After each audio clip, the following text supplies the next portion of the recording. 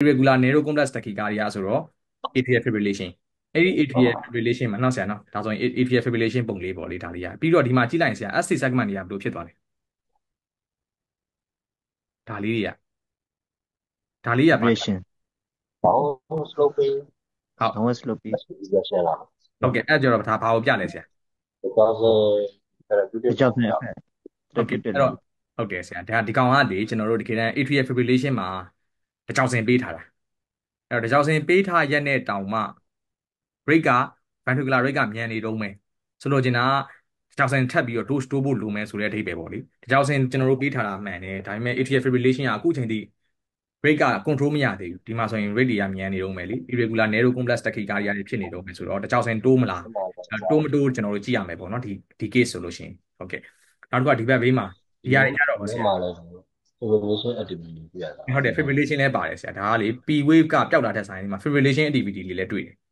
ဒါကြီးဆိုပိုသိတယ်လားလို့လေနော်ဆရာဒီမှာလည်း fibrillation တွေတွေ့ပါတယ်တချို့ဟာလေးတွေဒီမှာလည်းတွေ့တယ်နော် fibrillation လေးတွေဟုတ်ဟုတ်ကဲ့နောက်တစ်ခုကဒီမှာကတော့ SC segment ဒီဟာကတော့ ischemia လို့ဘာလို့ပေါ့လေခုနဒီဟာနဲ့တော့မတူဘူးဒီ down sloping ST နဲ့မတူဘူးဒါကတော့တကြောင်စင်သူကဖြစ်တဲ့ဟာပေါ့ဒီကောင်ကတော့ischemia လို့ဘာလို့ယူဆကြရှိတယ်ပေါ့နော် SC segment depression ဖြစ်နေတာဒါကတော့ဒီကောင်ကတော့အဲ့တော့ကျွန်တော်တို့ဖြည့်လေးကြည့်ကြည့်အောင်နော်ဒီလူနာဒီ atrial fibrillation ကိုမှတစ်ချောင်းစင်တောက်နေတယ် dose ကမလုံလောက်ဘူးမလုံလောက်လို့ကျွန်တော်တို့ကထပ်ပြီးတော့တစ်ချောင်းစင် dose ကိုတိုးမှာတစ်ချောင်းစင် dose ကိုတိုးမှာဆိုတော့ကျွန်တော်တို့ကတစ်ချောင်းစင်မတိုးခင်မှာတစ်ချောင်းစင်ဒီ therapeutic index ကနည်းတယ်အဲ့တော့ toxicity ဖြစ်ဖို့အရန်ရာခိုင်နှုန်းများတယ်အဲ့ဒါကြောင့်ကျွန်တော်တို့ကအမြဲတမ်း serum concentration ကို check လုပ်ရမယ်ပေါ့လေအဲ့တော့ဒါလေးပြောချင်တာပေါ့နော်ဟုတ်အဲ့တော့ ECG တစ်ခုတည်းနဲ့နေကျွန်တော်တို့က scenario မလာလဲဒီလောက်တော့ကျွန်တော်တို့မှန်းလို့ရတယ်ပေါ့လေဆရာတို့ကိုတွေးထားတဲ့အတိုင်းကို theory အတိုင်းပဲဆုံးဖြတ်ချက်ချလို့ရပါတယ်ဒီဟာဒီ irregular ဖြစ်တယ် narrow complex ဖြစ်တယ် tachycardia တွေဖြစ်တယ်ဒါတော့ပြတ်သွားပြီ atrial fibrillation ပဲအဲ့တော့ atrial fibrillation မှာမှကျွန်တော်တို့ကြည့်စရာရှိရတယ်အကုန်လိုက်ကြည့်မယ်ပေါ့လေအဲ့တော့ atrial fibrillation ဆိုရင်ဘာဆေးတောက်ထားလဲတခြားစံတောက်ထားလဲဆိုတာကိုကျွန်တော်တို့ကြည့်နိုင်တယ်အဲ့တော့ဒါကိုကြည့်လို့ရတယ်ပေါ့လေအဲ့တော့ rate ကတခြားစံတောက်ရင်မှန်သွားရမယ်အခုကမမှန်သွားဘူးထပ်ပြီးတော့ညားနေတော့မယ်အဲဒီလိုလေးတွေကျွန်တော်တို့ကောက်ချက်ဆွဲကြည့်ရတာပေါ့လေဟုတ်အဲ့ဒါဆိုကျွန်တော်တို့ဒီမှာကြည့်လိုက်မယ်နော်အဲ့တော့ဒီမှာဆိုရင် atrial fibrillation ကိုကျွန်တော်တို့တွေ့ရမယ် ventricular rate က control မရသေးဘူး120လောက်ကိုရှိတယ်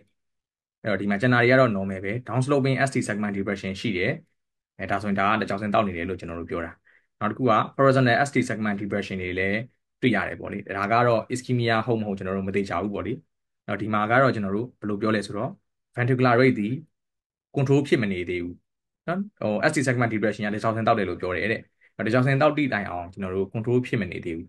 ဒါကိုပြောတာအဲ့တော့ဘာလုပ်ရမလဲဆိုတော့ကျွန်တော်တို့ serum တစ်ကြောင်စင် level ကိုကျွန်တော်တို့ must be check လုပ်ရမယ်ပြီးရင်တစ်ကြောင်စင် dose ကိုလိုအပ်ရင်ကျွန်တော်တို့တိုးဖို့လိုမယ်ဒါလေးပြောတာပေါ့နော်အဲ့ချန်ထားလိုက်မယ်အဲ့တော့ဒီပုံမှာကျွန်တော်အဓိကပြချင်တဲ့ရည်ရွယ်ချက်ဒီတစ်ကြောင်စင် level ကျွန်တော်တို့ check လုပ်ဖို့လိုမယ် dose တိုးဖို့လိုမယ်တစ်ကြောင်စင်တောက်နေတာမှန်ရင် rate control ရရမယ် ventricular rate control မရသေးဘူးဆိုရင်ကျွန်တော်တို့ဒါကိုကြည့်ဖို့လိုမယ်အဲ့တော့ဒါလေးကျွန်တော်ပြောချင်တာပေါ့ဒီအဲ့ဆိုဒီပုံလေးကဆရာတို့အဆင်ပြေတော့ပြီထင်တယ်နော်အဲ့ဆိုတစ်ကြောင်စင်နဲ့ AF ဒါတွေကြည့်ဖို့လိုမယ်ပေါ့